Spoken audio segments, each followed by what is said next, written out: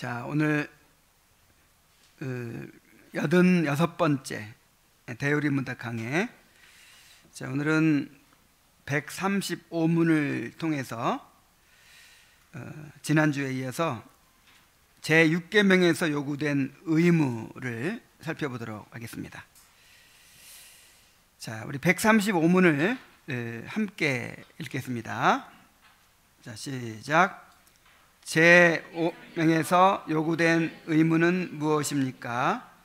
제6계명에서 요구된 의무는 우리 자신들과 다른 사람들의 생명을 보존하기 위해 모든 주의 깊은 연구와 합법적 노력을 다하는 것인데, 그것은 누구의 생명이든지 부당하게 빼앗아 가려는 모든 생각과 목적에 대항하고 모든 격분을 억제하고 그런 모든 경우와 시험과 습관을 피함으로써 폭력에 대한 정당 방위와 하나님의 징계를 조용한 마음으로 즐거운 마음으로 참고 견디는 것, 마음의 평온, 영적 즐거움, 고기와 음료와 약과 수면과 노동과 오락을 절제 있게 사용하고 자비로운 생각, 사랑, 동정, 온유, 양선, 친절, 화평, 부드럽고 예의 있는 말과 행동, 관용, 화목적 자세, 피해에 대한 관용과 용서, 또한 악을 선으로 갚음과 공궁에 빠진 자들을 위로하고 구제함과 죄 없는 자를 보호하고 옹호함으로써 하는 것입니다.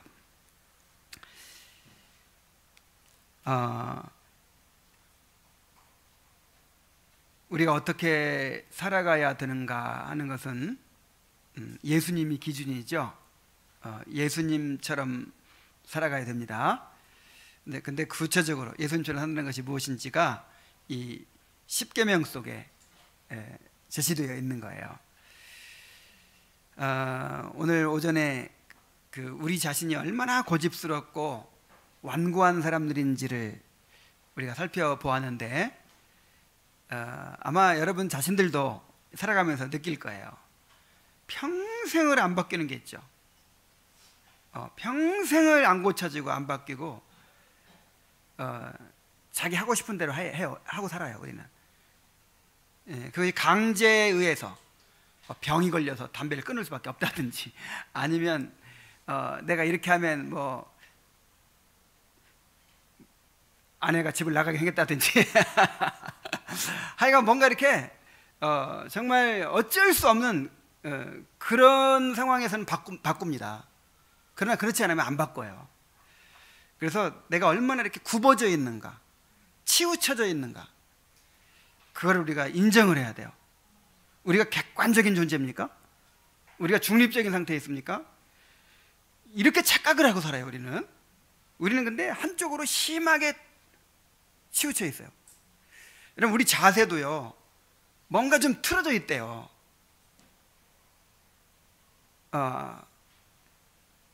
이게 우리가 정확하게 이렇게 지금 살고 있지 못해요. 그걸 일단 인정해야 돼요, 우리가. 그래서 10계명이 필요한 겁니다. 우리에게 어떤 기준이 될 수 있는. 그래서 이 10계명에 비추어서 내가 지금 삶의 어떤 부분이 얼만큼 어긋나 있는지, 얼마나 벗어나 있는지를 보고 거기에 맞춰야 돼요. 그렇게 자기를 굴복시켜 가야 됩니다. 자기를. 그래서 야곱이 그날 그냥 일격에 그냥 헌들뼈 부러지고 확실히 변화돼 버렸나? 그건 아니에요. 또 물론 이제 결정적인 부분이 변화되는 것도 있지만 그 후로도 옛날 버릇이 그대로 또 나와요. 그래서 다시는 야곱이라 부르지 않겠다 그랬는데 또 야곱이라 불러요. 그래서 우리가 끊임없이 변화되어 가는 거예요. 끊임없이 깨져가야 되는 거예요. 한 번씩 헌들표 한번 크게 부러지고 그 다음에는 사소한 것들 계속 굴복시키고 변화되어 가고 이렇게 되어 가야 되는데, 그 기준이 바로 뭐라고요? 10계명. 그러니까 얼마나 참 귀한 것입니까? 자, 한번 살펴봅시다. 지난주에 마음의 영적 즐거움까지 했죠. 영적 즐거움. 그다음에 이제 그다음에 여덟 번째로 고기와 음료를 절제 있게 사용하는 것이다 그랬어요. 고기와 음료를 절제 있게 사용하는 것이다. 잠언 25장 16절 27절 함께 읽겠습니다. 시작. 너는 꿀을 보거든 조카리만큼 먹으라. 과식함으로 토할까 두려우니라. 꿀을 많이 먹는 것이 좋지 못하고 자기의 영예를 구하는 것이 헛되니라. 자, 옛날에는 최고의 별식이 꿀이에요. 그래서 가장 맛있는 걸 뭐에 비유하죠? 꿀. 그래서 꿀맛이다. 그래도 요즘도 이제 그 습관 때문에 다 꿀을 붙이더라고요. 꿀알바다.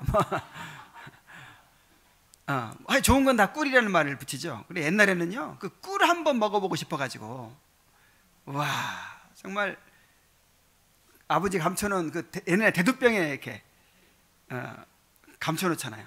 그 감춰놓고 오랫동안 안 먹으니까 또 막 수분이 증발해가지고 이렇게 딱딱하게 굳어 있어요. 그거를 막 젓가락으로 찔러서 이렇게 빨아먹고 몰래. 그렇게 맛있는 게 꿀이에요. 이제 그렇다고 해서 꿀을 만났을 때 꿀 이제 벌이 꿀을 막 이렇게 만든 것을 이제 발견할 수가 있어요. 이렇게 그때 그냥 마음껏 먹으면 어떻게 될까요? 그럼 죽어요. 꿀을 만나더라도 어떻게 먹어라? 적당히 먹어라. 자, 이 말은 무슨 말이냐면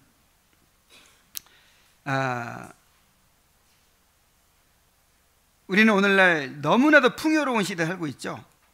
그래서 먹고 싶은 거는 언제든지 먹을 수 있어요. 옛날에는 닭고기 같은 거 한번 먹으려면 1년에 뭐 몇 번 닭 한 마리 삶아가지고 9식구가 나눠 먹으면요 뼈가 안 남아요. 그 뼈가 다 씹어가지고 뼛속에 있는 그 근육까지 다 쪽쪽 빨아먹어요.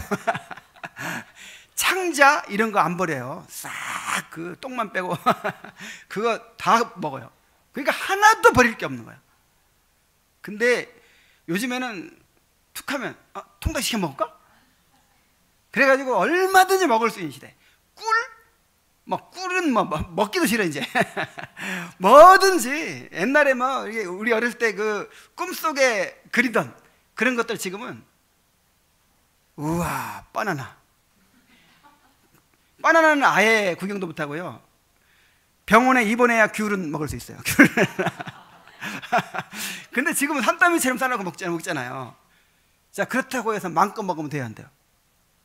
적당히 절제를 하라는 것이죠. 2016년도 기준으로 19세 이상의 비만율이 34.3%래요. 그러니까 3명 중 1명은 비만이래요.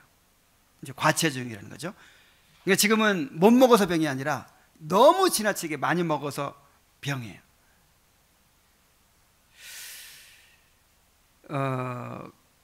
근데 먹는 게 굉장히 사람의 그 성격 형성에도 영향이 되거든요.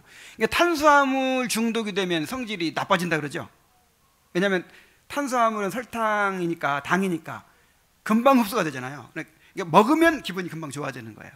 그러니까 이제 이런 것이 숙달되다 보면은 뭐든지 그냥 참지 못하고 빨리 해야 되고 막 이런 건 작은 예인데,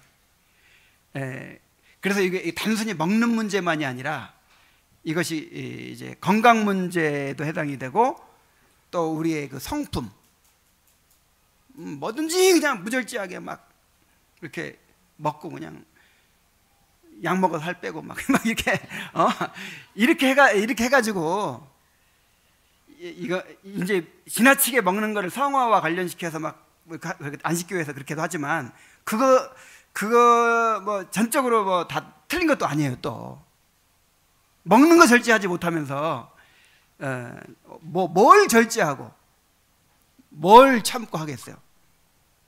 일단 이 먹는 거 절제해야 돼요. 가장 기본적인 거잖아요.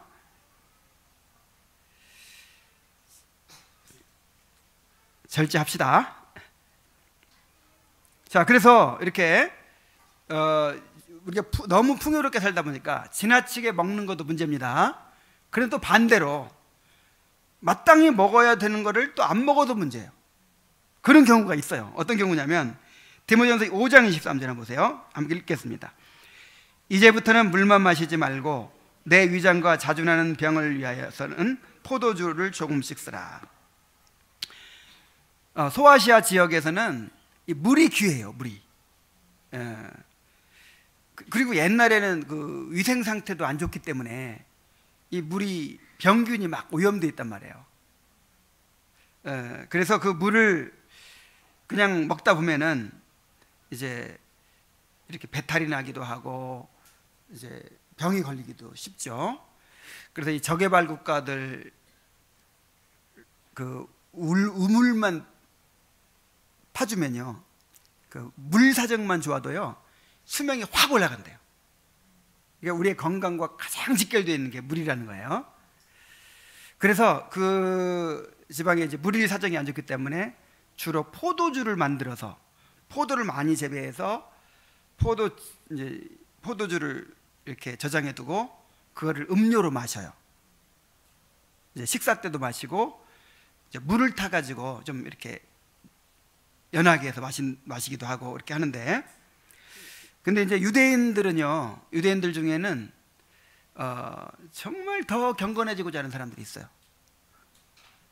그래서 그 구약 율법 보면은 정말 하나님께 언약을 맺었다든지 무슨 특별한 서원을 했다든지, 나실인들 같은 경우 포도주 안 먹죠.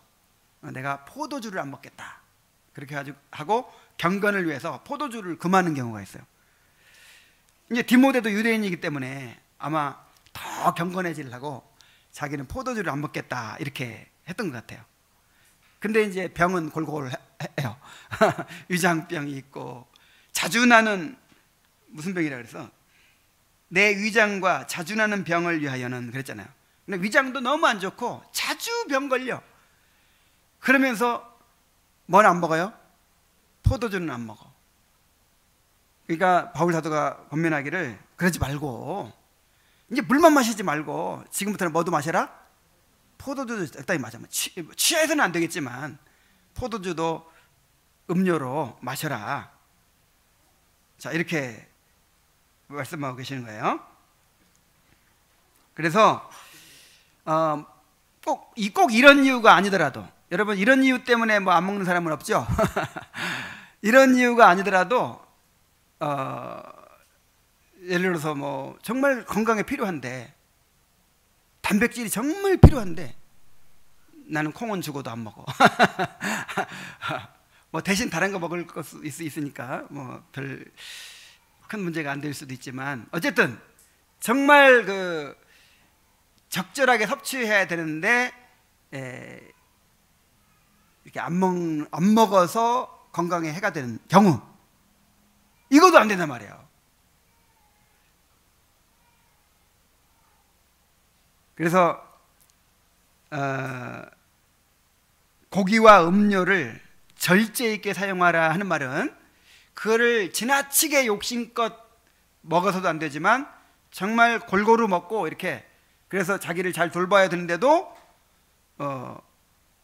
자기 습관 때문에, 고집 때문에 안 먹어서 예를 들어서 몸이 더 병이 약해진다든지 그래서도 안 된단 말이에요. 뭐 이런 것까지 다 명령을 하셨나? 혹시 불만 있습니까? 자신의 생명과 다른 사람의 생명을 보존하도록 주신 계명이 6계명이라고 했잖아요. 그래서 여러분 절제 있게 잘 사용하시기 바랍니다. 그 다음에 여기도 중요한 게 있어요. 약품을 적절하게 사용하라는 거예요. 약품을. 이사야 38장 21절, 이사야가 이르기를 한 뭉치 무화과를 가져다가 종처에 붙이면 왕이 나으리라 하였고, 지금 히스기야가 병이 드는 거예요. 참 히스기야인지 모르겠네. 어쨌든 지금 왕이 병이 들어 있어요. 자, 이 병이 들어 있는데 하나님께 간구해 가지고 하나님이 고쳐 주시는 거예요. 근데 하나님이 고쳐주시는데 짠 하고 고쳐주면 고쳐주지 않고 어떻게 고쳐줘요? 무화과나무 뭉치를 갖다가 붙여라. 옛날에 무화과나무를 이렇게 무화과 열매를 으깨 가지고 이렇게 그 종기에 붙여 가지고 치료하는 그런 약으로 썼대요. 그러니까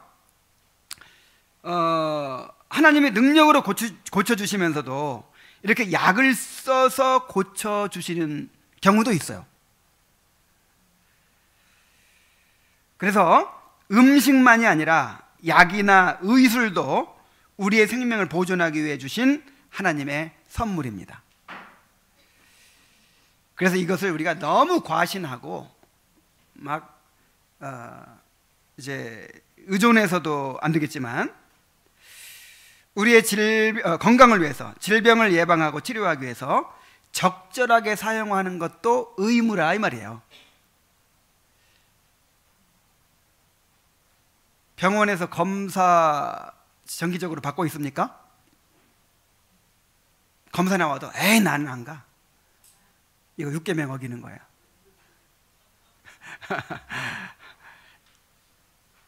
약품을 적절하게 사용하라고 했잖아요. 이 약품을 적절하게 사용하는 말은 이 우리에게 허락된 이 의학적 혜택을 적절하게 사용하라는 거죠. 약국도 가고 필요하면 약국도 가고 병원도 가라는 거죠. 검사도 미리미리 하라는 거죠. 돈이 없어서 못할 때, 미국에 가야 치료할 수 있고 그런데 미국을 갈 수 있나? 뭐 이런 경우는 어쩔 수 없이. 근데 동네 병원이 다 있고 공짜로 나라에서 검사하라고 하고 그런데도 안 가는 사람이 있어. 이게 무슨 고집이에요? 가야 됩니다. 검사하고 아프면 병원에 가고 막 이가 막 썩어가고 있는데도 치과에 안 가. 처음엔 싹 떼우면 될 걸 계속 썩어가지고 나중에 임플란트 해야 됩니다 하는 말이야. 그러기 전에 미리미리 가요. 미리미리. 그래서 지나치게 건강 염려증에 빠지고 그냥 엄살 부리고 툭하면 그냥 병원 시설질려고 이건 안 되죠. 이건 안 되지만 그런데 적당히 치료를 예방할 수 있는 방법이 있고 미리 보살필 수 있는 방법을 하나님이 주셨어요. 이런 걸 통해서 너의 생명을 잘 보살피고 보존해라. 그런데도 그거를 게을러서 안 한다.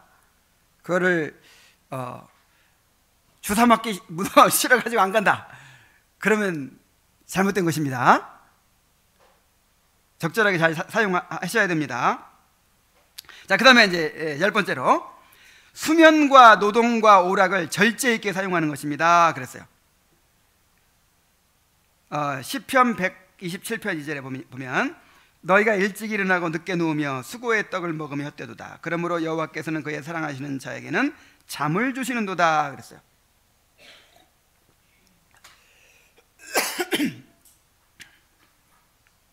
일단 잠을 너무 많이 자도 안 되겠죠. 너무 많이 자도 좀 더 자자, 좀 더 졸자, 막 그러면 어떻게 된다 그랬어요? 빈궁이 강도같이 막 이렇게 임한다 그랬어요. 그러니까 너무 그냥 지나치게 자려고 하는 것도 안 돼요. 반대로 밤에는 좀 자요.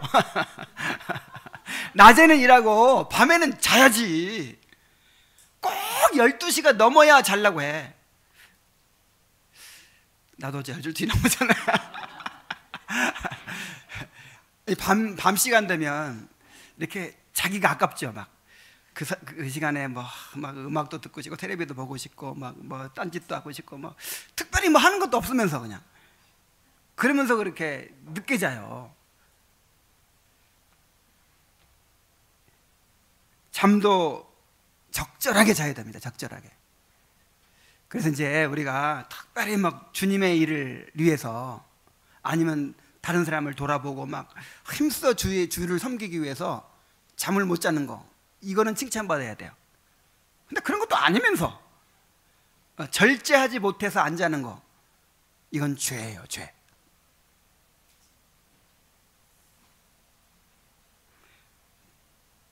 잠 충분히 못 자니까 낮에 해롱해롱 해가지고 일도 제대로 못하고, 또 예배 드릴 때 예배도 온전한 정신으로 드리지 못하고, 이래서는 안 됩니다. 잠 적절하게 자야 됩니다. 그 다음에 또 뭘 적절하게 하라고 그랬어요? 노동도 적절하게 하라고 그랬어요. 여러분, 우리가 일을 함으로써 먹고 살도록 되어 있어요. 일은 하나님께서 우리에게 필요를 채워주는 통로입니다. 그러니까 이 직업은요, 우리의 밥통이에요. 그래서 철밥통 이런 말을 하잖아요. 그래서 그 말이 맞는 말이에요. 그래서 정말 일을 소중히 여기고 일을 열심히 해야 됩니다. 일하기 싫어하거든 먹지도 말게 하라 그랬어요. 오늘도 이제 자기가 노숙자라고 하면서 아주 경건한 노숙자 한 분이 교회를 나가고 싶고 그렇게 하나님을 믿어야 되겠는데 그렇게 하면 안 된다고 하면서 이제 오늘 오셨잖아요. 근데 이런 분들이 굉장히 많아요.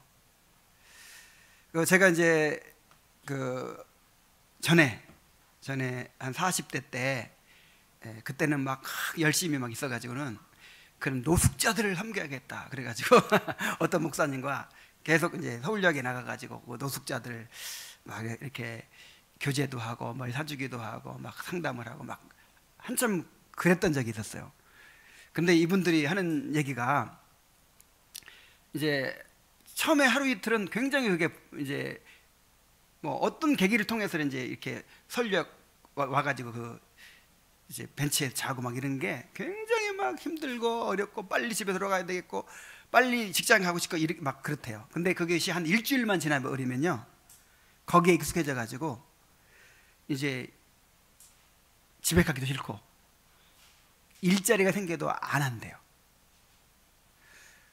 실제로 이렇게 막 상담하고 교제하고 있으면 이제 인력 구하는 사람도 있잖아요. 지금은 인력사무소가 동네마다 다 있지만 옛날에는 서울역 같은 데로 와요. 인력사무소도 뭐 물론 그때도 있었지만, 왜냐하면 서울역 같은 데 가면 노숙자들이 너무 많기 때문에 이제 일꾼들 부르기 위해서 와요. 오늘 일하면 얼마 줍니다 하고 해도 안 가요. 안 가고 이제 이렇게 이런 식으로 이제 구걸 해가지고 1,000원 막 이렇게 받잖아요. 그러면 소주 한 병 딱 사고, 그 다음에 또 뭐 이제 빵 하나 사고, 그리고는 이제 막 자고, 또 아침에 일어나서 배고프면 또 어떻게 1,000원 구하고 공짜로 밥 주는 데 가서 밥 먹고, 그 다음에 또 소주 한 병 사고 자고. 이게요 완전히 이제 익숙해져 버리는 거예요. 정신이 이렇게 혼미해진대요. 그래서 이제 일하기 싫어하거든 먹지도 말게 하라는 것이 이런 사람들에게도 해당이 돼요. 우리 교회에 이제 이런 분들이 수없이 찾아오거든요. 이런 분들은 이렇게만 해서 먹고 사는 거예요. 그러니까 이제는 많이 주지 않는다는 것도 알아요, 이분들이. 그래가지고 1,000원을 많이 주는 거예요. 어떤 교회는 아예 뭐 지금 좀 올랐겠네, 300원씩으로 딱 정해놓고 무조건 그 교회는 사람이 많이 오는 모양이에요. 많이 주면 어떻게 되겠어요? 이제 더 이제 그 생활에 더 이제 몰두하겠죠. 그래서 칼빈은 이런 식으로 막, 그러니까 혹시 막 병이라도 들고 막 일을 전혀 할 수 없는 경우는 어쩔 수 없을 수도 있어요. 그런데 일을 하려고 찾으면 있어요. 단돈 뭐 80만 원이라도 이런 100만 원이라도 받고 일할 수 있는 데가 있어요. 외국인 근로자 막 쓰잖아요. 일할 사람이 너무 없어가지고. 그래서 이 제네바 교회에서는 이제 그거는 교회가 아니라 이제 당시에는 이렇게 의회죠. 시의회고 또 이제 통치 기관이죠. 그런 사람들을 구류를 살렸대요. 어쨌든 일하기 싫어하거든 뭐 하지도 말게 하라, 먹지도 말게 하라. 이 정신을 우리가 잘 기억해야 돼요. 일 안 하는 사람들은 안 해야 될 이유가 있어야 돼. 정말 그 시간에 열심히 공부라도 하고 책이라도 읽고 기도라도 열심히 하고 정말 아이를 잘 키우고 그것도 일이죠. 그래서 일도 적당히 해야 됩니다. 그래서 일을 안 하는 것도 문제지만 반대로 지나치게 일 중독에 빠지는 것도 죄예요.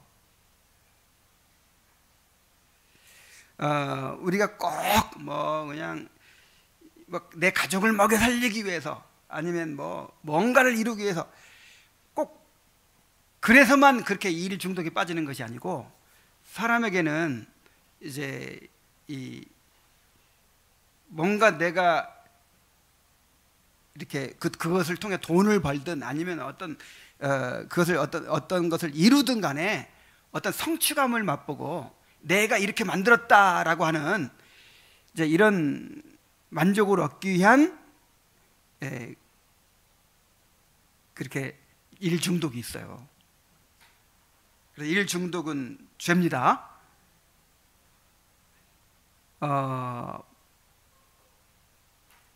만약에 교회에 와서 예배 드리는데도 계속 일이 생각나요. 이걸 이렇게 해야지, 이렇게 해야지. 이거 중독이야, 중독. 이건 죄예요, 죄. 아니, 모든 것을 쉬라고 했는데 몸은 쉬는데 마음은 일하고 있어. 그게 주의를 지키는 거예요? 일 끝나고 직장에서 집에 돌아오면 딱 잊어버리세요. 딱 내려놓으세요. 그리고 이제 인터넷 신문에 보면 그렇더라고요. 아빠들은 집에 오면 뭐라 그러더라? 어쨌든 이제 가족들을 위해 섬기고 또 이제 경건의 시간을 갖고 어이간 일과 딱 분리가 돼야 됩니다. 그렇게 연습하세요. 그렇게 될 수 있도록. 물론 이제 사정에 따라 어려운 사람들도 있지만 정말 주일날까지 와가지고 일 생각하고 앉아 있는 거 정말 이거 심각한 문제예요. 자, 일도 어떻게 하라? 적절하게. 그 다음에 또 뭐도 적절하게 해야 돼요? 오락도. 그러니까 오락도 죄는 아니죠. 건전한 오락을 즐길 줄도 알아야 돼요. 워낙 우리 한국 사람은 이 건전한 오락을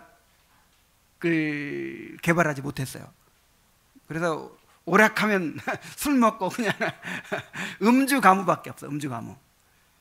아이들과 놀이도 하고 뭐 좀 이렇게 건전하게 즐길 수 있는 그런 것들을 좀 그런 것들이 있어야 돼요.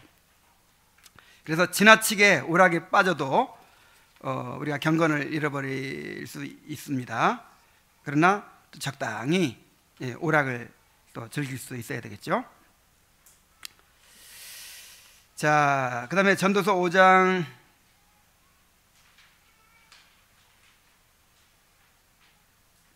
이건 다 했네. 11번으로 가겠어요. 11번.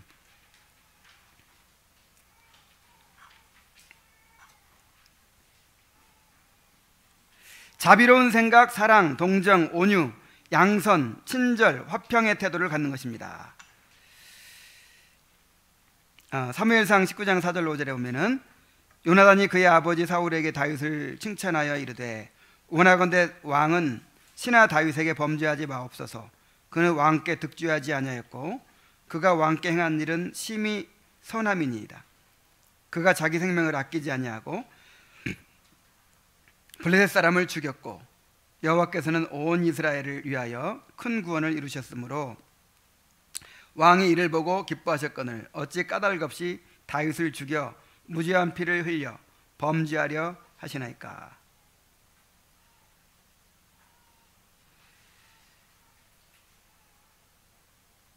자, 지금 사울은 다윗이 큰 승전을 거두고 백성들에게 이렇게 인정받고 막 하니까 너무 불안해졌어요.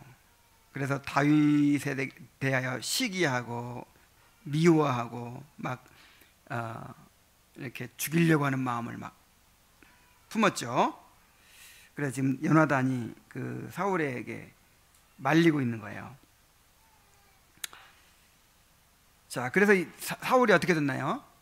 계속해서 다윗을 시기하고 미워하고 하다 보니까 나중에는 노이로제에 걸리고 막 정신병에 걸려버렸어요. 악령이 들려버렸어요. 악령이. 그래서 자기를 해치고 또 다른 사람도 해치는 그런 결과를 가져왔죠.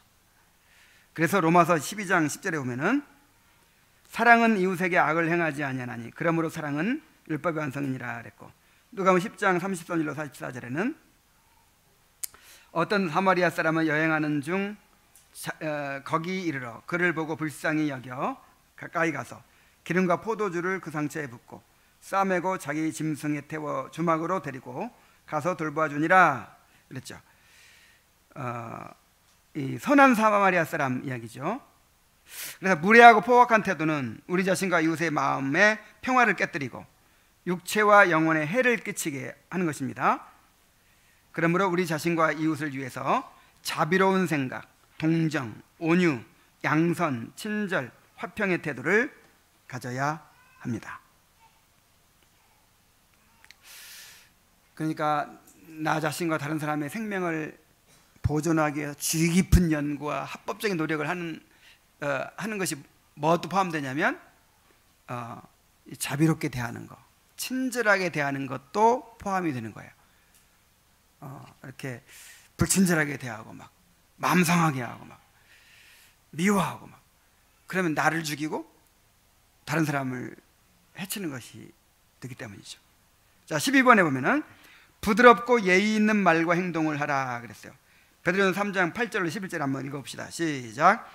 마지막으로 말하노니 너희가 다 마음을 같이하여 동정하며 형제를 사랑하며 불쌍히 여기며 겸손하며 악을 악으로 욕을 욕으로 갚지 말고 도리어 복을 빌라.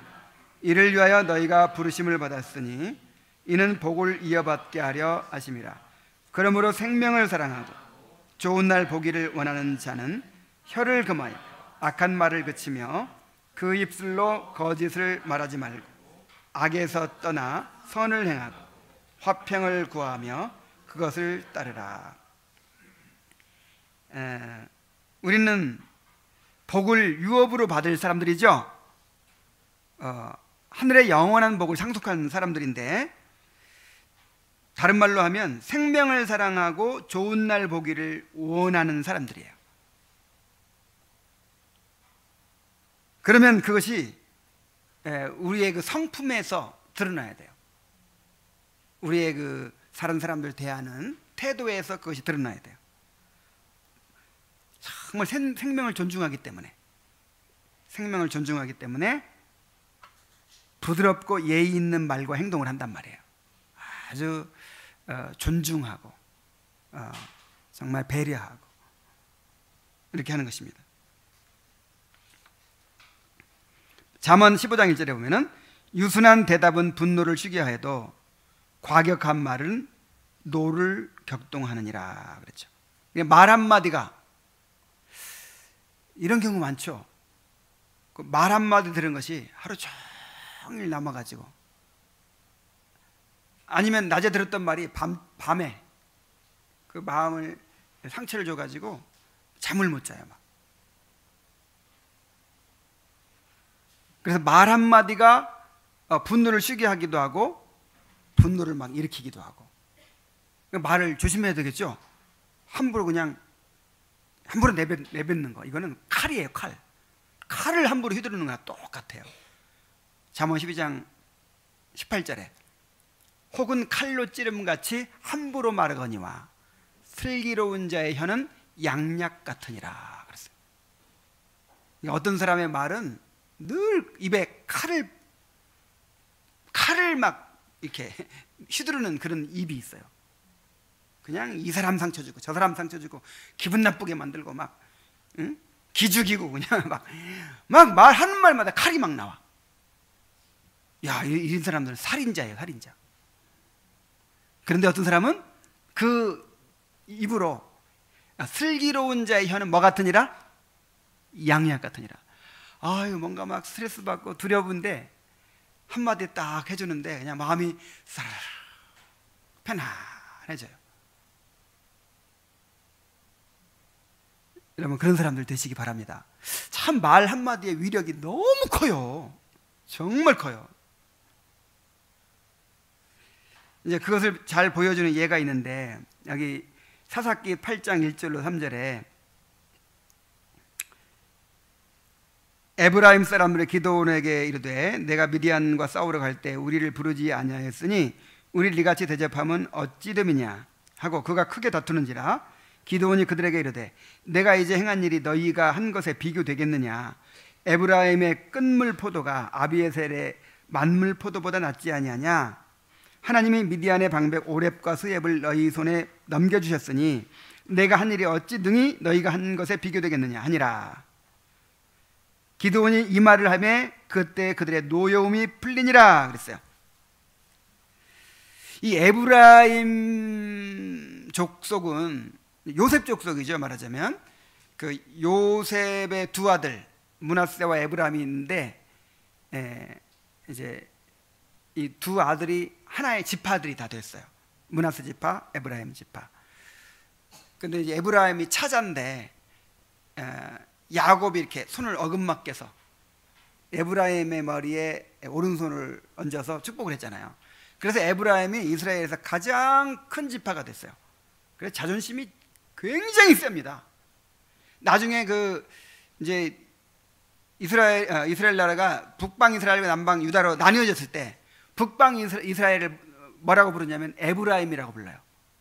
북방 이스라엘을 대표하고 지도하는 지파인 거예요. 숫자도 많고 땅도 넓고 굉장히 강하고, 그러니까 자존심이 막 엄청 센 거예요.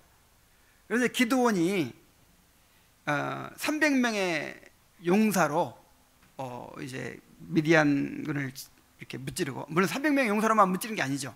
300명의 용사로 이제 이렇게 결정적인 이렇게 결정적인 승리를 하고, 또 수많은 백성들이 나중에 따라와 가지고 막 잔당을 이렇게 소탕을 했겠죠. 쫓아냈겠죠. 그리고 이제 목숨 걸고 싸우고 오니까 이 에브라임 사람들이 아무것도 아닌 일 가지고 이제 트집을 잡아 가지고 시비를 거는 거예요. 미디안과 싸우러 갈 때 왜 우리를 안 불렀냐 이거야. 우리가 제일 큰 집하고 우리가 힘이 제일 세고, 근데 왜 우리 안 부르고 마음대로 가서 싸웠냐 이거예요. 이게 말이 됩니까? 그래서 막 큰 소리 치고 그러면 어떻게 되겠어요? 그 상황에서 또 전쟁 납니다. 그래가지고 큰 문제가 나요. 기드온이 아주 지혜롭게 겸손하게, 아이고 어떻게 내가 한 일이 당신들 한 일과 같겠습니까? 그러면서 막 그 사람들이 한 일이 너무 큰 일이라고 막 이렇게 세워주고, 자기는 아무것도 아닌 것처럼 이렇게. 그러니까 노가 풀려가지고 갔어요. 근데 똑같은 일이 나중에 입다 사사 때 또 일어납니다. 입다가 또 이제 승리를 하고 돌아오니까 에브라임 사람들이 또 시비를 걸어요. 아니 왜 우리한테 알리지 않고 싸우러 갔냐고. 근데 그때 입다는요, 지금 이것들이 뭐 하는 거야 지금. 목숨 걸고 내가 이게 다 구해줬더니, 그렇게 말을 이제 하는 바람에 전쟁이 났어요. 그래가지고 에브라임 사람 43,000명이 죽었다는 거예요. 자, 말 한마디에 그냥 평화가 이루어지기도 하고, 말 한마디에 이렇게 수만 명이 죽게 되는 참극이 벌어지기도 했어요. 여러분, 우리 말 한마디 가지고 정말 이혼도 하고 막 하여간 친구 사이가 완전히 벌어지기도 하고, 말 한마디가 너무너무 중요해요. 말 한마디. 여러분들의 입술은 양약 같은 입술이 되길 바랍니다. 누구에게나 양약처럼 두려워하는 자에게 용기를 주고, 또 힘이 없는 자들을 붙들어주고, 또 뭔가 어리석고 지혜롭지 못한 사람들에게는 정말 지혜로운 말로 안내해주고, 그러라고 우리의 입이 있는 거예요. 그러라고. 우리의 입이 원래 그렇게 사용하라고 주신 것이죠. 우리 입을. 칼을 함부로 휘두르지 말고 정말 양약 같은 입술을 갖게 되기를 바랍니다. 자, 13번째로 관용과 허목적 자세를 가지는 것입니다. 자, 이거는 이제 어떤 문제가 있을 때의 태도죠. 관계에 있어서 어떤 문제가 일어났을 때. 골로새 3장 12절로 13절 한번 읽어봅시다. 시작. 그러므로 너희는 하나님이 택하사 거룩하고 사랑받는 자처럼 긍휼과 자비와 겸손과 온유와 오래 참음을 옷 입고, 누가 누구에게 불만이 있거든 서로 용납하여 피차 용서하되 주께서 너희를 용서하신 것과 같이 너희도 그리하고. 난 참 이 말씀이 좋아요. 사랑받는 아이들은, 집에서 사랑받는 아이들은 밖에 나가서 사랑스럽게 행동을 합니다. 늘 사랑받고 존중받고 막 이렇게 또 적당히 훈련을 잘 받은 아이들은 밖에 나가서도 상당히 이렇게 질서가 있고요, 뭔가 이렇게 절도가 있고, 또 사람들에게 사랑스럽게 다가가고 사랑스럽게 반응을 해요. 그래서 어디 가서나 사랑을 받아요. 그렇죠? 근데 상처가 많고 또 그렇게 정말 찌들린 삶을 살았던 사람들은 이제 밖에 나가서도 항상 경계해요. 경계하고 항상 의심하고 자기를 방어하려고 하고, 내가 당하기 전에 먼저 치려고 하고 버림받기 전에 먼저 버리고 이래요. 그래가지고 정말 사랑해주고 싶은데 사랑하기가 너무 어려운 사람들이 있어요. 참 그런 사람들은 불행하죠. 자, 우리는 그런데 사랑받은 사람들일까요? 아니면 사랑도 지지리도 못 받은 사람들일까요? 우리는 하나님의 택하사 거룩하고 사랑받는 자예요. 맞습니까? 하나님이 영원부터 택하시고 은혜의 언약을 세우셔서 구속자로 말미암아 죄와 비참한 지위에서 건져내시고 구원의 자리에 이르게 하셨다 그랬잖아요. 그리스도 안에서 하나님에 속한 모든 신령한 복을 다 받았잖아요. 모든 죄를 용서받았잖아요. 그리고 날마다 용서 가운데 살잖아요. 아이고, 이렇게 사랑받았으니 이제 나가서는 어떻게 행동하라? 사랑받는 자처럼 살라.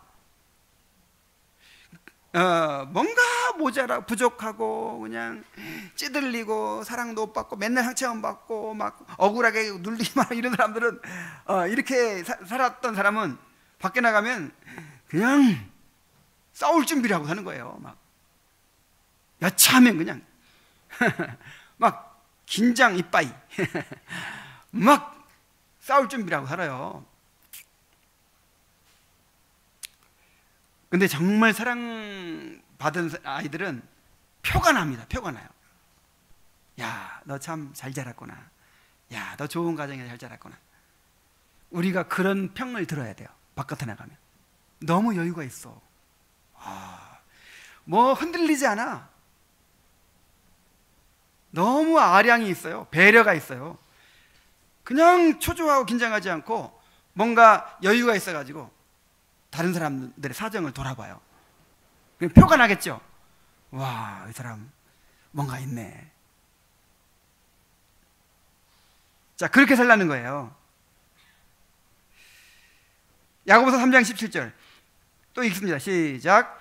오직 위로부터 난 지혜는 첫째 성결하고 다음에 화평하고 관용하고 양순하며 긍휼과 선한 열매가 가득하고 편견과 거짓이 없나니. 자, 위로부터 난 지혜라는 말이 무슨 말이에요?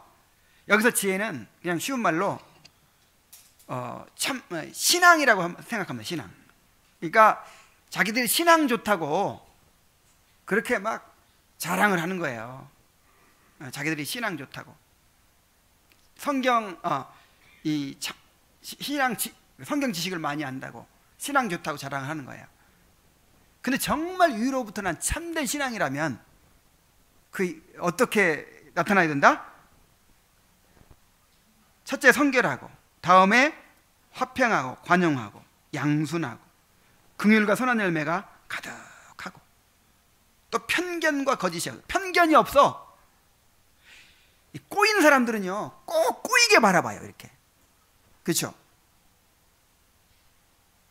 편벽돼요. 이게 좀 이렇게 한쪽으로만 보는 경향이 있어요. 그런데 이렇게 은혜 받은 사람들, 정말 위로부터 난 지혜를 소유한 사람들, 참된 신앙을 가진 사람들은요 관용해요. 참 평화로워요. 마음이 평화롭고 평화를 추구하고 싸우려고 하질 않아. 뭐 힘이 없어서가 아니라 그냥 품어버려. 그냥 그거 그까이 거면 아무것도 아니야. 양보해버려. 뭐 죽고 사는 문제 아니야 그거. 여유가 있죠.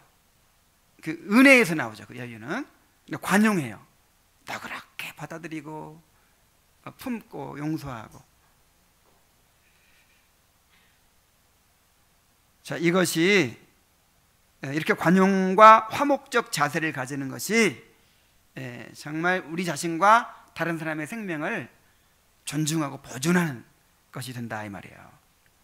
자, 그렇게 해야 될 의무가 있다고 지금 말하고 있는 것입니다. 의무. 그렇게 하면 잘하는 거고 나는 그냥 보통. 그게 아니에요. 이렇게 안 하면 어떻게 되는 거예요? 죄예요, 죄. 자, 14번. 피해에 대한 관용과 용서, 또한 악을 선으로 갚는 태도를 가지는 것입니다. 이거는 이제 더 적극적인 피해를 당했을 때, 마태복음 5장 24절에 보면은 예물을 제단 앞에 두고 먼저 가서 형제와 화목하고 그 후에 와서 예물을 드리라.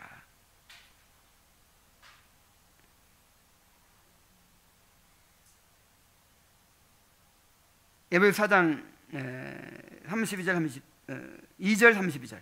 모든 겸손과 온유로 하고 오래 참음으로 사랑 가운데 서로 용납하고 서로 친절하게 하며 불쌍히 여기며 서로 용서하기를 하나님의 그리스도 안에서 너희를 용서하심과 같이 하라. 로마서 12장 17절 20절로 21절. 아무에게도 악을 악으로 갚지 말고 모든 사람 앞에서 선한 일을 도모하라. 내 원수가 줄이거든 먹이고 목마르거든 마시게 하라. 그리함으로 내가 숯불을 그 머리에 쌓아 놓으리라. 악에게 지지 말고 선으로 악을 이기라.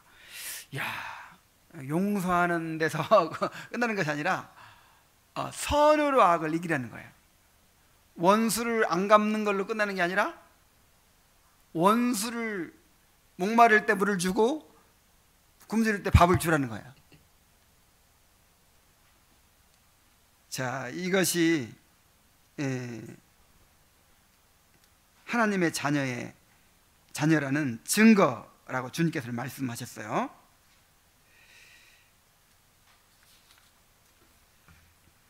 우리는 주님께 무한한 죄를 용서받았고 또한 매일 죄 용서받는 삶을 살고 있습니다. 그러면 우리도 다른 사람의 잘못을 용서하고 적대감과 복수심을 버려야 합니다. 오히려 더 나아가서 그들을 사랑으로 섬겨야 됩니다. 자, 15번째, 영적으로 곤궁한 자들을 위로하는 것입니다. 그랬어요. 데살로니가서 5장 14절 함께 읽겠습니다. 시작. 또 형제들아 너희를 권면하노니 게으른 자들을 권계하며 마음이 약한 자들을 격려하고 힘이 없는 자들을 붙들어주며 모든 사람에게 오래 참으라. 자, 교회 안에는 우리의 도움이 필요한 세 종류의 사람이 있다는 거예요. 자, 먼저 어떤 사람입니까? 게으른 자들이 있어요. 자, 게으른 자들도 우리가 도와야 될 사람이에요. 어떻게 도와야 됩니까? 자, 게으른 자들은 개역성경에 보면 규모 없는 자들이라고 번역되어 있어요. 교회의 질서를 무시하고 제멋대로 행동하는 자들, 또는 열심히 일하려고 하지 않고 남의 신세나 지려고 하는 사람들, 함부로 돈 빌리고 안 갚고 막 이런 사람들 있죠. 뭔가 막 규모가 없고 질서가 없고 그냥 사람에게 피해나 끼치고 막 이런 사람들. 자, 이런 사람들 어떻게 해야 돼요? 권계하라 그랬죠. 권면하고 충고하라는 거예요. 형제, 요따구로 살아서는 안 돼. 이렇게 아주 따끔하게 책망해 주라는 거예요. 자, 이렇게 도와줘야 됩니다. 이게 돕는 것이지 이거를 막 심판하고 막 버리는 그런 차원이 아닌 거예요. 정말 그 형제를 도와야 돼요. 이렇게. 그리고 우리 공동체를 세워야 돼요. 그 다음에 또 어떤 사람이 있냐면 마음이 약한 사람들이 있습니다. 마음이 약한 자들은 두려움이 많고 쉽게 상처를 받거나 낙심하는 사람들 가르쳐요. 사람마다 마음이 다 달라요. 좀 마음이 좀 이렇게 그릇이 큰 사람이 있어요. 그런가 하면 이만한 사람이 있어요. 그래가지고 쉽게 그냥 요동해요. 은혜도 빨리 받지만 염려에도 빨리 빨리 빠지고 막 그런 작은 마음이 있어요. 이런 것도 우리가 이해를 해줘야 돼요. 그래서 그런 사람들 어떻게 해주라고요? 격려해 주라고요. 그래서 그런 사람들은 자꾸만 이렇게 격려해서 두려움과 낙심에 빠지지 않도록 해주고, 흔들리지 막 그냥 작은 일이 나도 큰일 난 것처럼 막 그래요. 괜찮아, 괜찮아, 괜찮아. 하나님이 함께 하시잖아. 이렇게 격려를 해주세요. 자, 그 다음에 또 세 번째는 힘이 없는 자들이 있죠. 힘이 없는 자들. 힘이 없는 자들은 믿음이 약해서 쉽게 넘어지는 사람들을 가리킵니다. 뭔가 의욕은 있어요. 올해는 내가 성경을 읽도록 하겠다. 모임에 한 번도 안 빠지고 나오겠다. 막 이제 의욕은 있는데 얼마 못 가요.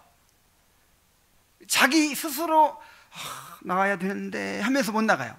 그런 사람들 어떻게 해줘야 돼요? 이렇게 끌어내줘야 돼.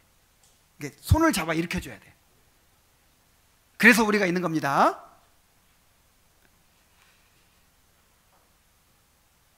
자, 이렇게 영적으로 곤궁한 자들을 위로하는 것도 제6계명이 요구하는 의무예요. 자, 16번에는 이제 물질적으로 곤궁한 자들입니다. 물질적으로 곤궁한 자들을 구제하는 것입니다.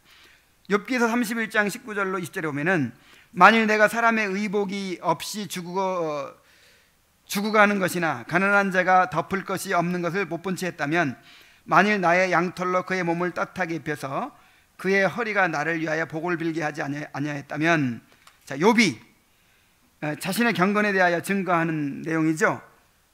욥은 헐벗은 사람들을 못 본 채 하지 않았고 반드시 따뜻하게 입혀주었다라고 하는 것입니다. 마태복음 25장 35절 36절에 한번 같이 읽읍시다. 시작. 내가 줄일 때에 너희가 먹을 것을 주었고 목마를 때에 마시게 하였고 나그네 되었을 때에 영접하였고 헐벗을 때에 옷을 입혔고 병들었을 때에 돌보았고 옥에 갇혔을 때에 와서 보았느니라. 자, 물질적으로 곤궁한 자들을 돕는 것도 그들의 생명을 보존하는 일이죠. 그런데 이렇게 곤궁한 자를 돕는 것은 주님을 섬기는 일이요, 주님께서 갚아주신다는 것을 말씀해주고 있어요.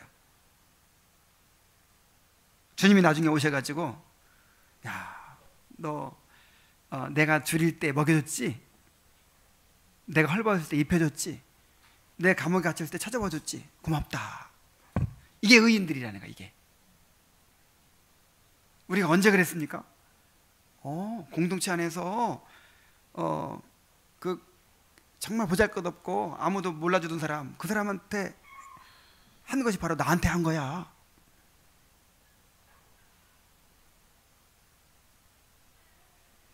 여러분, 주님 섬기고 싶죠? 만약 여러분이 주님이 오늘 우리 사람의 모습으로 우리 교회에 왔다면 어떻게 하시겠어요? 식사라도 한번 하십시다. 식사 대접이라도 한번 하고 싶죠? 그런데 이제 주님은 더 이상 사람의 모습으로 우리에게 오시지 않습니다. 대신 주님께서 보내신 사람들이 여기에 있어요. 그러니까 주님 대접하고 싶으면 이 사람들한테 하면 돼요. 자, 마지막으로 죄 없는 자를 보호하고 옹호하는 것입니다. 잠언 31장 8절 9절에 한번 읽어봅시다. 시작. 너는 말 못하는 자와 모든 고독한 자의 송사를 위하여 입을 열지니라. 너는 입을 열어 공의로 재판하여 곤고한 자와 궁핍한 자를 신원할지니라. 지금도 유전 무죄, 무전 유죄 뭐 이런 말이 있지만 고대 사회에서는 가난한 자들이나 과부나 고아부 같은 보호자가 없는 사람들은 전혀 법의 보호를 받지 못했어요. 왜냐하면 그런 사람 편들어줘봐야 자기한테 이익되는 게 아무것도 없거든요. 그러니까 이제 힘을 가진 사람들끼리 이렇게 뭉치는 거죠. 서로 봐주고 서로 뭐 혼사도 맺고 서로 상부상조하면서 이렇게 자기들끼리의 그런 이제 카르텔이 있는 거죠. 그래서 이제